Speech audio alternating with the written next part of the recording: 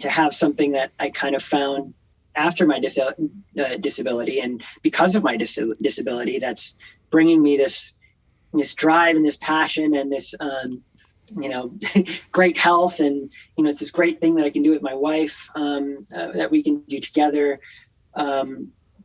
It's been amazing.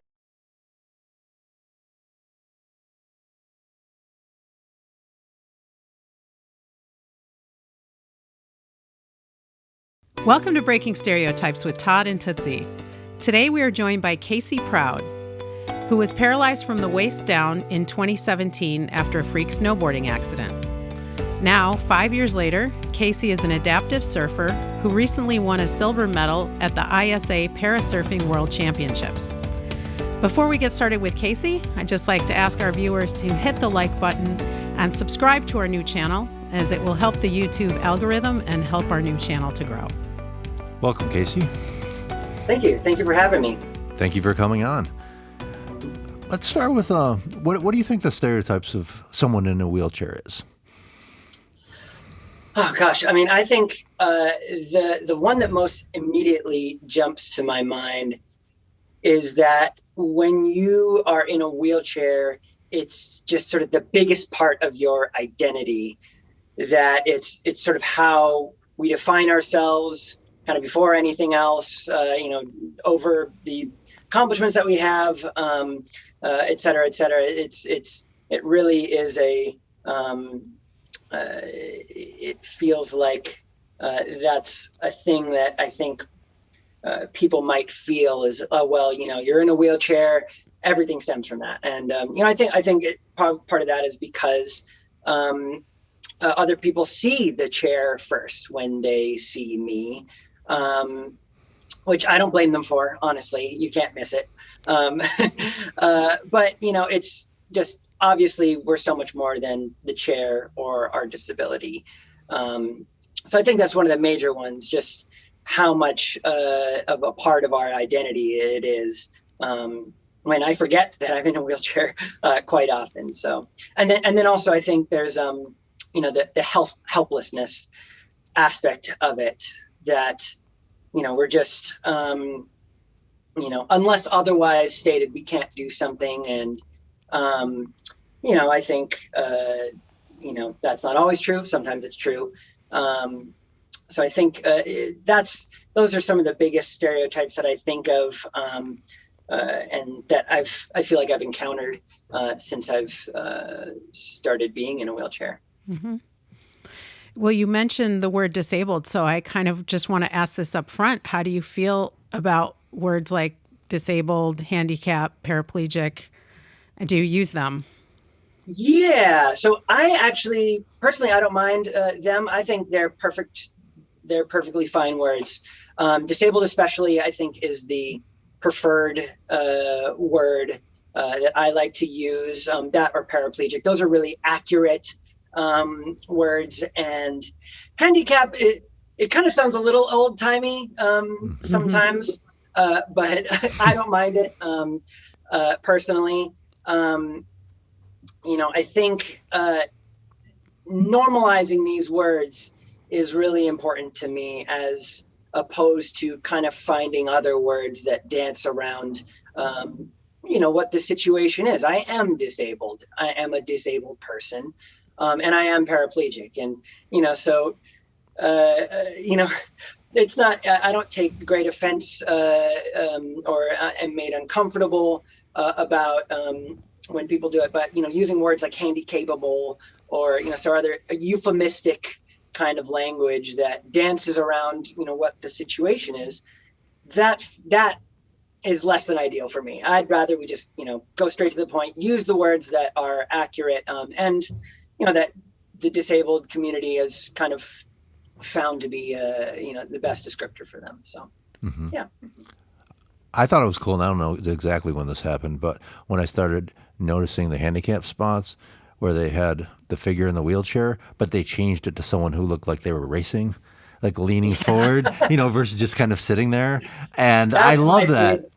I love it too. I mean, I think the play on the the world-renowned disabled sign is great. I mean, they have them with surfboards and in party regalia, and it's just people have fun with it. And I think it is interesting though that it's because the world of disability is now becoming people, we're kind of realizing it's so much more broad than just a wheelchair, right? It's the figure is a person in a wheelchair, but disability can be so many different things. And it is kind of interesting that that was the symbol that we've just kind of decided to go with and work with. But yeah, I agree. I think I love the way it's changing and the way people are kind of going with it and having fun with it. So yeah. So you were obviously walking your whole life. You're a very active guy, athlete, snowboarder, and your whole life changed in an instant where you had this freak accident, lost the ability to stand or walk. So what was it like for you when you realized the severity of what happened and what was about to kind of change in your life? Yeah. So at the time, I definitely did not realize the severity of what had happened. Immediately after, the injury happened, while I was on the mountain, wondering what had just happened, and I couldn't feel my legs. I thought it was just a thing that was going to blow over. I thought that, I've hit my funny bone and my arms felt numb, and I've fallen asleep on my on my hand, and the feeling came back. It's going to just be like that. And so when that wasn't what happened, within the first minutes, hours, as I was going to the hospital, et cetera, it was like, okay, like maybe this is more serious. But it's probably not. It's probably okay. Let's see what happens, what the doctor says. And it really wasn't until that first day in the rehab center, after 6 days in the ICU, kind of still nothing, really coming back. A lot of doctors kind of, testing, MRIs, et cetera, that a doctor really said the words to me, like, you're likely never going to walk again. And that was really, I think, a big moment in terms of when my perspective kind of shifted to, whoa, maybe this really is the real thing. Mm-hmm. So, not to sound like a bad reporter, but how were you feeling at that time when you heard that diagnosis?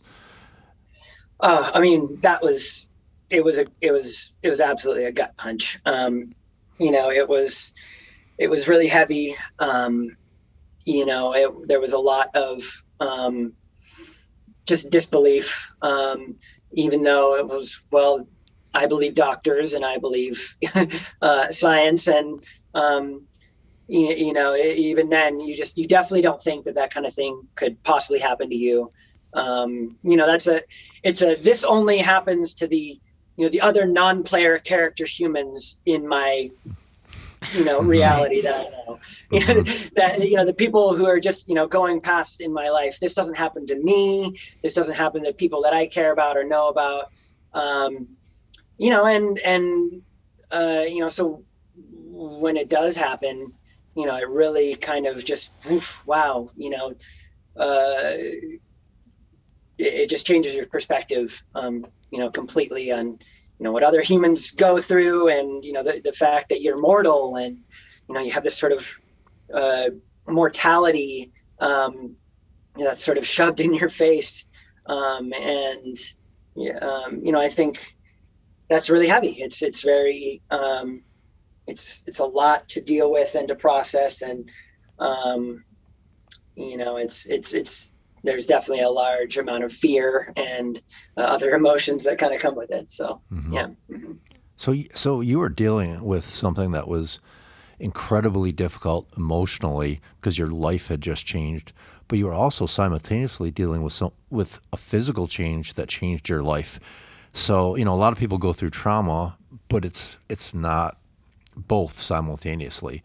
And so, can you tell us a little bit about the process of grief that you went through and, kind of how long that took you to kind of get back to a baseline?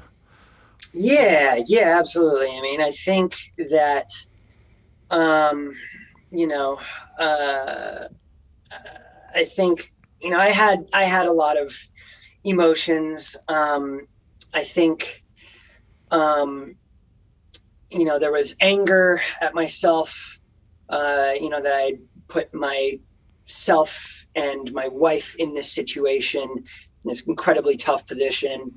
Um, there was denial that I kind of had felt. I still didn't think that it was going to be this bad. Um, and I think really the biggest thing was like there was a sadness at how much of just our plans, my wife and I specifically, just were all of a sudden just upended. She was at that point getting more competitive as a mixed martial arts fighter. And that was the thing she was really into. She loved to do it. She was good at it. It was, she loved to train. And I love to support her. I thought it was really cool. My wife is this, badass martial arts fighter. It was a cool experience, and I loved to support her. And then, it was like I feel like I went and did this, and now it's like she had to just just drop everything. And now she's caring for me. We're trying to figure out where we're going to live. We're all of the plans that we had are on hold. Our finances are up in the air, etc. And so, I think there was a lot of just like dealing with that. And, it's been a while. I don't know if I'm, necessarily back to where I was. I'm in a different place now too. And so, I think the baseline kind of, as you mentioned, kind of changed a little bit. It's like now happiness and, my normal is definitely a lot different than maybe it was before my injury. And, I have a different kind of outlook on things, but there was definitely a lot of grief and a lot of, I think processing. And it's an ongoing thing, and it's always going to kind of be there with me a little bit, but it's certainly better now than it was. Mm-hmm. Did you struggle with thoughts or feelings that you were going to be a burden to your wife, and then how did you kind of overcome that? 100%. There was so much guilt and so much just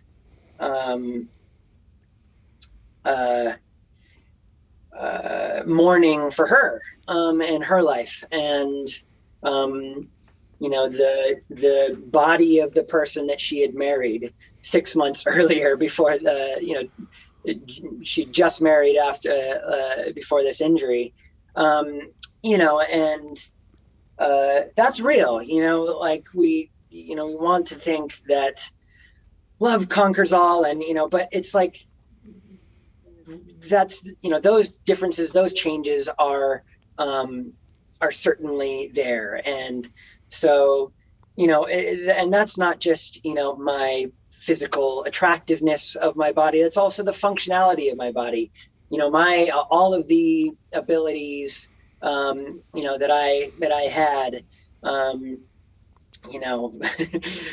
taking in groceries, doing dishes, laundry, all of these things were now, okay, well, if I want to do these, I need, I either can't do them, or they're now, now I need some sort of accessibility aid, or I need Thera, my wife, to do part of them and I can do the other part. And, so there was definitely a lot of oh my gosh, I've just bestowed this weight upon, the person that I love the most in this world. And, there definitely was that, that sort of burdensome feeling like, oh, will she love me through this? Is this going to get to be too much for her? And, all I could do was just like work hard, just be very wary of the things that I could do. And, that really helped assuage those kind of feelings, was empowering myself through the things that I could do, and trying to find solutions using the, my abilities and the technology around us, and working with her. Sometimes the solution was just her lending a hand with a small part, and I get to do the rest. So, yeah. So, I mean, that's one of the things in your life that I'm sure you're very grateful for is her, and obviously she cares about you the exact same way, and she's demonstrated that through her actions. And so, how much more difficult do you think this experience would have been if she wouldn't have been in your life at the time? Oh my goodness. I know I don't know. I don't know. It's cliche. It's just, I don't know how I would have done it without having her in my life. Having her and the support of my family and the community around me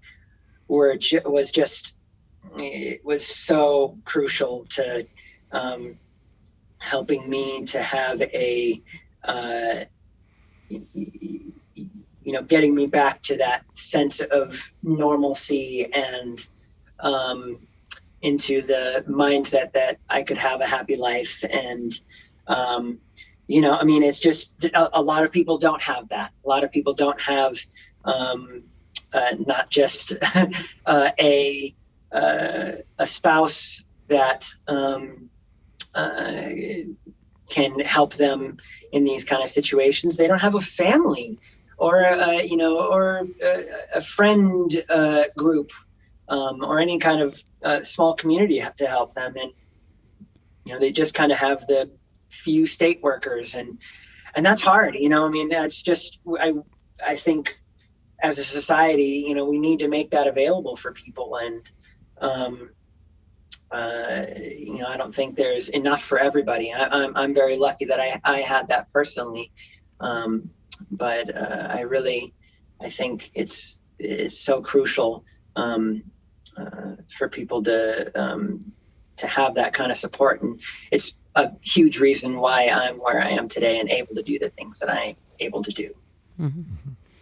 I know obviously Thera was a huge emotional support, but she was also literally a physical support.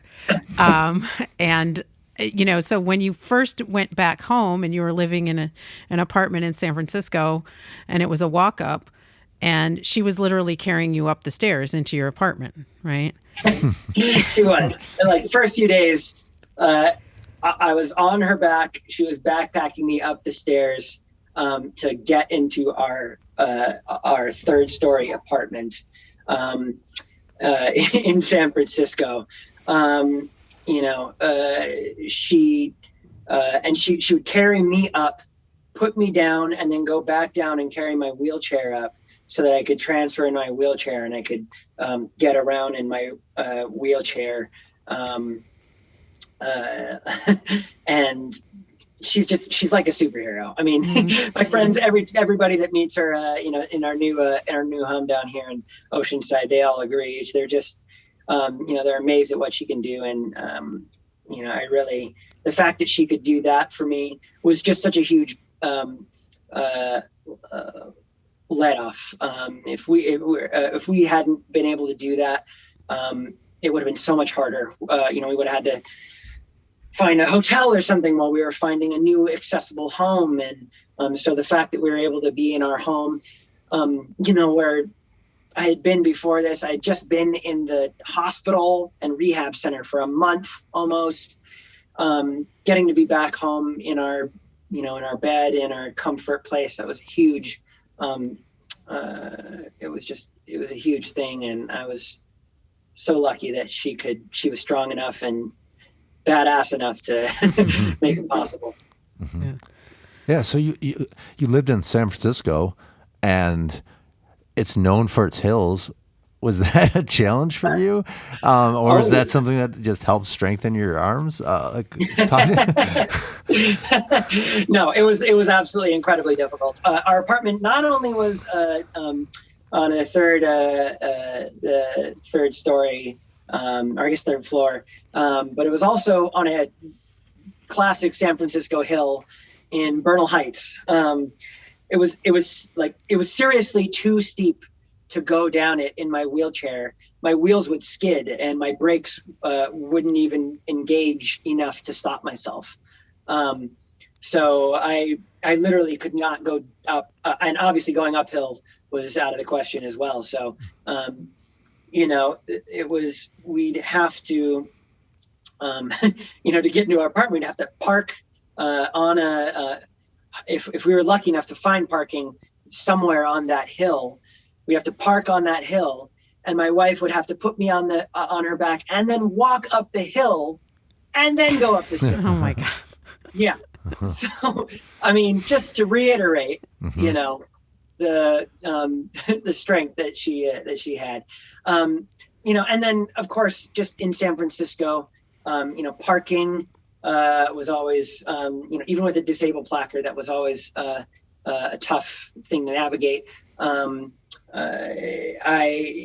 It was, we were just far enough away in our new house that Bart and Muni were kind of just a little bit too far away. And our old house, we were about a mile away, from Bart, which was just, not really that sustainable to try to get places via public transit. So it was very tough, in San Francisco, which was, I had fallen in love with the city, since I had moved there. I felt like I was becoming a part of the culture. And so to kind of have that removed a little bit from my access was a little bit disappointing, I gotta say. Mm-hmm. Sure. Can you talk a little more about the adjustments? I know you had told us things about how easy it is to take things for granted, right? So like how you would just run in, you forget something in the apartment and you can run in and grab it, and, things like that. Oh, I mean, absolutely spot on. I had not really had, it's not that I didn't have much exposure to people that were disabled. My half-sister is actually a quadriplegic woman, and I grew up seeing her quite a bit, and so it's not like I hadn't seen that in other people and loved ones around me, but it's just you can't know until you've experienced it, and every disability is different. And for me, I was very able-bodied before my injury. I had never had an injury that was, I think the worst injury that I had was 4 stitches on my head in 4th grade. And then, and so I really kind of saved up and put all my eggs in one basket when it came to this one. But it wasn't accessibility and disability was not a part of my mindset in my day-to-day life. It just so much it's tuned me into how hard it can be for other people with other kinds of disabilities,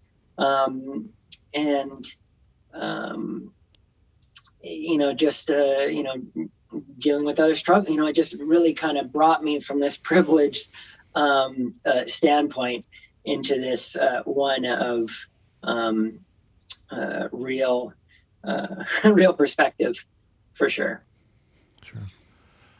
How independent would you say you are now? And are there a lot of things that you can do now that you couldn't do early on? Oh, completely. I'm absolutely.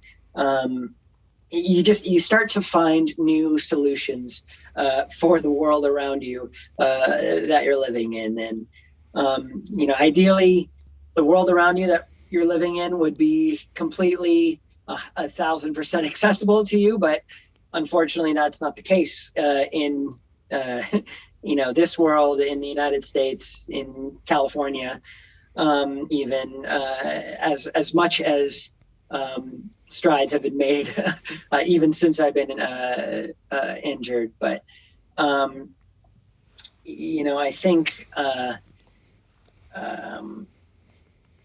I think there's just all sorts of tools and I think solutions that you kind of just start to find here and there, and you piece them together and they make your life that much easier. And it's exciting when you feel like you've unlocked something that you previously thought was not accessible to you on your own terms. If let's say you thought, I guess, in my case, one of the best examples was learning how to wheelie. I think wheeling is it sounds like it's just a cool party trick, but it's actually something that is massively useful for getting around rough terrain that you might have to deal with. Just, roads that aren't very well kept, sidewalks that, have stuff on them. In my case, going over the sand, learning how to do wheelies in my wheelchair actually lets me go through the sand a little bit easier to get down to the water at certain surf breaks that are where the beach is not too long. So it's been really interesting, kind of just feeling like I'm solving the puzzles of the world around me, and I'm trying to make things accessible that maybe I thought weren't before. Do you feel like your upper body strength is like way better now? Obviously, yeah, you must be. I mean, yeah, it's I really I do kind of feel like I've definitely become sort of a muscle man. Like, it's just you notice the difference in your upper body when you're using it in the place of your legs so much. And it's very interesting because there's other parts that that grow too. Your grip strength and your hand dexterity and your core. They all kind of develop for your balance and the various things that you're trying to do in your day-to-day life. So definitely feel like the muscle transfer went upwards from my legs to my upper body. That's for sure. Mm-hmm. So being this very talented surfer and being, that being such a part of your life, initially that got taken away from you. Can you talk to us about the process of bringing that back into your life and how that even works? Yeah. It was, at first I just didn't think that I was going to be surfing ever again. I had just thought that, well, if I'm not going to be able to walk, then I'm not going to be able to stand, then I'm not going to be able to stand up on my surfboard. So really, what's the point? It's not going to be the same. Why even bother? And once again, it was my wonderful wife who kind of looked at things and was like, well, hold on, let's see. And she was doing some research, and she had just kind of started surfing on her own, and she was catching the surf bug.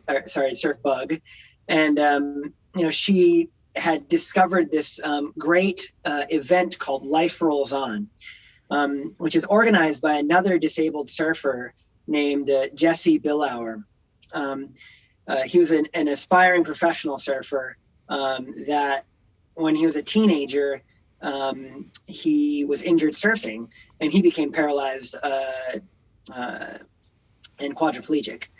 And he started this great foundation where essentially they take disabled people out, a lot of different kinds of disabilities, and They basically have this giant army of volunteers that does all the work for you. They get you out, in a beach, this giant beach chair with these big wheels that go over the sand. They get you down in the water. They get you on it. They carry you on a board. They pick you up over their heads and carry you out over the waves. So you just don't have really any kind of danger. You're in very, good, capable hands. And then they just put you into waves and make sure you're, not under the water for more than a half second when your ride is over. And so it's this amazing organization. And she signed me up for it. I wasn't sure how I'd feel, but after they pushed me into my first wave, it was like, wow, I absolutely could do this on my own. I paddled out to catch the next wave on my own, started catching waves on my own, turning, just, it was just the light bulb went on, and all of a sudden I was just, wow, I can do this. I can surf again, and still fun. And now I can help my wife, learn how to surf on her, on her terms. And that was really what kind of got me back in the water and got me started in my journey here. So can you explain to us what the position is for parasurfing? Is it just like kind of bodyboarding or boogie boarding? So in my case, it's very similar to bodyboarding. Yes, okay.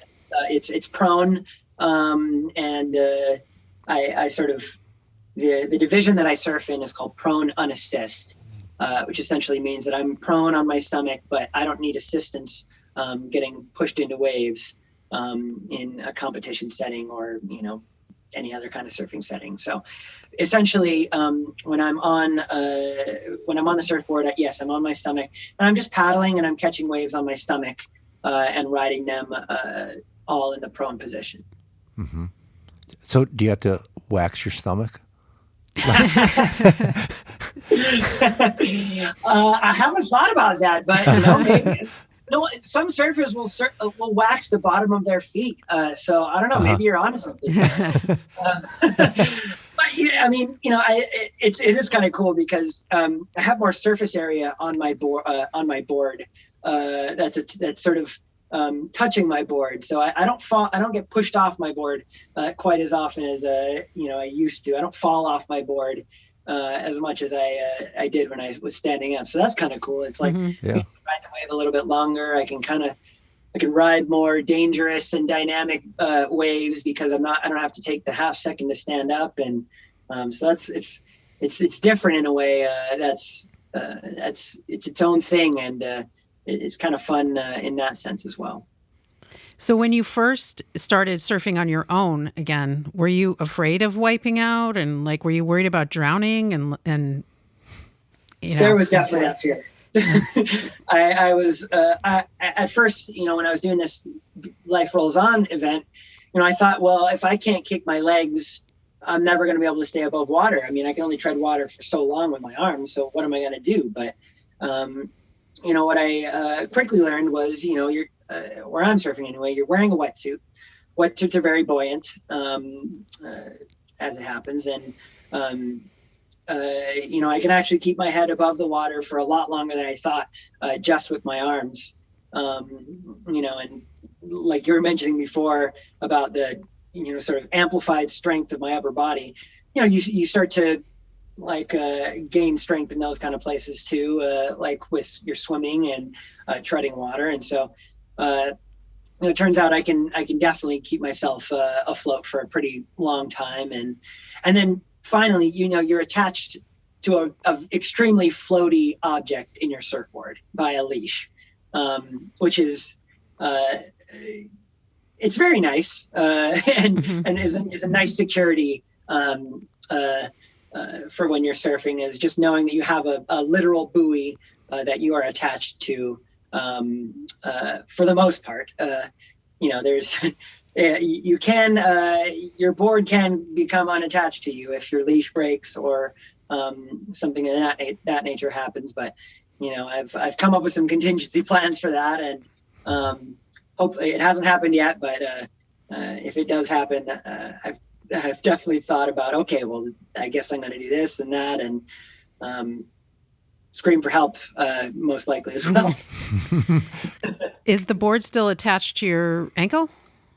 Yes. Okay. So the leash is attached to the board, and that goes on my ankle, and it's it basically keeps your board from washing away all the way to the beach, and keeps it close to you. If you wipe out, it actually makes it really efficient. You can kind of pull on your leash and get your board to you very quickly. If there's another wave coming behind you, so that maybe you can get through that wave and not have to get tumbled in the breaking wave too much. And so leashes are very nice. One of the famous things that big wave surfers will tell you about is, when they're driven deep under the water, you can literally climb your leash up your board to the board that's floating above you to get to the surface. And, it's a way to tell where up is if you're tumbled a lot. So it's a really nice thing to have. And definitely would recommend anybody that's disabled to make sure you're wearing your leash. Can you talk us through how, this, kind of re-entry into surfing, then all of a sudden, or not all of a sudden maybe, but evolved into competition again? And, you said you got a silver medal in a surfing event, and I'm wondering, how much of your previous experience gave you a leg up on the competition? Oh, I mean, I think the fact that I had learned so much of my ocean knowledge when I was an able-bodied surfer, I think is one of the real kind of advantages that I have in my situation. Many surfers, adaptive surfers, they learn after their injury. It's which is amazing in its own right. But one thing that comes with learning to surf is not just what you're doing on your board; it's what the ocean is doing. And so the fact that I was able to kind of learn my ocean knowledge when I was growing up surfing in Hawaii, and having that be having that learning process with my able-bodied self, it was definitely an advantage that has put me in a much more advantageous place in a competition setting. I can really, I feel so much more comfortable out in the waves when I'm surfing out there, and knowing which waves to pick, which waves are going to get me a good score, that I'm going to be able to do X, Y, Z maneuvers on. I really think I was very fortunate in that regard to have that have been afforded to me, that ocean knowledge. And then, also the dynamics of riding a board on the water, the hydrodynamics of, what it feels like to have your board moving and catching a wave, having learned to catch waves, just in general. When you're learning to surf, you learn to catch a wave first on your stomach anyway. So, and I boogie boarded when I was growing up as well. So all those things really kind of informed my abilities when I was first starting to compete. And that really kind of catapulted me into a pretty competitive level pretty quickly when I was in my first heat. So. Mm-hmm. And you won a silver medal in your first competition, right? I did. I got, it was the U.S. Nationals. It was kind of this weird thing. We were actually going to do, I thought my first competition was going to be the day before. We'd signed up for a different one, or excuse me, the day after. I thought it was going to be a different one up in Huntington Beach. And it was on a Sunday, and my wife, she called me and she said, hey, there's this other competition that's going to be on Tuesday. it's the U.S. Nationals, and the qualifications that used to be there because of COVID, they're not there anymore. So you can just enter. Do you want to give it a try? And I was like, well, it's Sunday afternoon, and we'll basically have to spend all day today packing and all day tomorrow driving. And we're going to get in late tomorrow, and then I'm going to have to wake up early and surf a wave that I've never surfed before.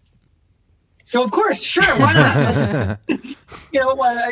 What's the harm? If anything, I could just, I'll get last place and I'll have learned something. And, the next day I'll surf my real first competition, and we'll see how that goes. And I ended up, we ended up driving down. We got in at 8 p.m. in the evening. There was barely any light out. We could barely see what the waves were like at the beach. And we had this whole thing with so we thought we were going to go camping, and the campsite ended up not being accessible. So we had to get a hotel at 9 at night. And then, I got up early the next day and ended up surfing my very first heat. And I ended up doing pretty well. And I got to surf 2 heats that day. And my combination from my overall score ended up putting me in second. And that was when I was like, oh, wow, like maybe this is a thing I could do. Maybe this is something that I could, I'd be pretty good at. Mm-hmm. Yeah, for sure. And so how has that evolved in your life? Are you now trying to, compete as much as you can and train and, the whole thing? Absolutely. Now it feels like, this is it's just become, this real kind of passion and something that's given me like a real source of drive in my life, which is, I think, as a disabled person, it's a huge thing to have that. I think a thing you hear quite often is, when people become disabled, is about the things that they lost and the things that they weren't able to do anymore. And so to have something that I kind of found after my disability and because of my disability, that's bringing me this drive and this passion and this great health, and it's this great thing that I can do with my wife that we can do together. It's been amazing, and I'm competing as much as I can. My very first my next big competition is going to be in Hawaii in June, and I'm really excited. I'm training a lot for that, and this year is the first year that they've introduced a world tour for adaptive surfing, which is really exciting. The world tour is only 2 spots right now. And one of them is in Oceanside here. The other one is the one in Hawaii that I mentioned before. But they're looking at expanding in years to come. They're going to put a contest in Australia as well, and they're looking at expanding further. I think more here in California. Hopefully, we'll get some more, maybe some in Europe. There's existing competition there already that I think might be on the radar, and who knows? Sky's the limit. Hopefully, we can go all over the world and bring adaptive surfing everywhere. And then, the final one, the one that I got my silver medal at the World Championships was the ISA Worlds in December last year, and that's going to be in December again this coming year up at Pismo Beach, and that's the one where I surf with Team Hawaii, and kind of get to have some national pride there, as well as compete for a different world title. I think the tour's supposed to be kind of taking over that mantle as this is how you win a world championship, but you still want to win at Worlds as well. It gives your nation points in the team total, and it also just feels really good. So yeah. Sure. I can imagine you've made lots of new friends, because of these competitions and like you said, kind of being on Team Hawaii and all that, where you wouldn't have It's if you would never got in the water in the first place. Yeah, it's been amazing. The community that uh, I was instantly a part of when I started competing. It almost feels like competitions are like conventions for us. It's like you see uh, uh, a lot of your old friends and new friends and new faces. You're seeing new equipment, new surfboards, things people have been working on, and it's just been this really incredible community to become a part of, just instantaneously. And there was such a feeling. There's been such a feeling of just like, why didn't I do this sooner? I wouldn't have had to feel like I was sort of the loneliness that I kind of felt like when it came to surfing. I just didn't know the extent of the infrastructure that was already in place. How many people were really surfing at an advanced level like me, and just that competing could be so fun. I didn't know that was a thing I would be invested in. I always surf for fun. I'd never surfed a competition before my first adaptive heat at the U.S. Nationals. So I had no idea what it was like to compete. And so this really kind of brought about a new kind of a new frontier, and to see other people that are excited about that and pushing themselves and trying to up their game, and it makes you excited, makes you want to up your game and train harder and surf more and work on new boards and and you're thinking about new moves that you can do on the waves when you're going to sleep at night. It's like it's so fulfilling, and I love the community that I've become a part of. Yeah, that's great. And Casey, you're super inspiring. It's when I watched the film Point Break in 1991, I said, Yeah. I really want to try surfing, and I never have. And it's something that I'm a pretty athletic guy, but it's Hmm. something that, like, after talking to you, makes me say, like, I got to get to the nearest ocean and Yeah. learn, because how could you not, especially hear you talk about it like this. I mean, it's been such a source of happiness in my life. So to be able to rediscover that after my injury has been just it, it's been so massively rewarding and fulfilling for me. When I was growing up and surfing, it was a thing that I loved to do. I didn't think I was going to have a career, but I loved getting in the water. I'd get up at 4 a.m. and go and surf before school, and walk in with sand on my feet, salt in my ears, and try to take a geometry test. And it was a thing that was just it was a part of my life, and it made me feel good, and it gave me so much peace and health, physically and mentally. I'd absolutely recommend it to anybody that can or wants to. I mean, it's the only warning that I would have about it is that when you get to a certain point of surfing, there's a part that is fun when you first start, and then it gets incredibly frustrating, and you have to kind of push through that.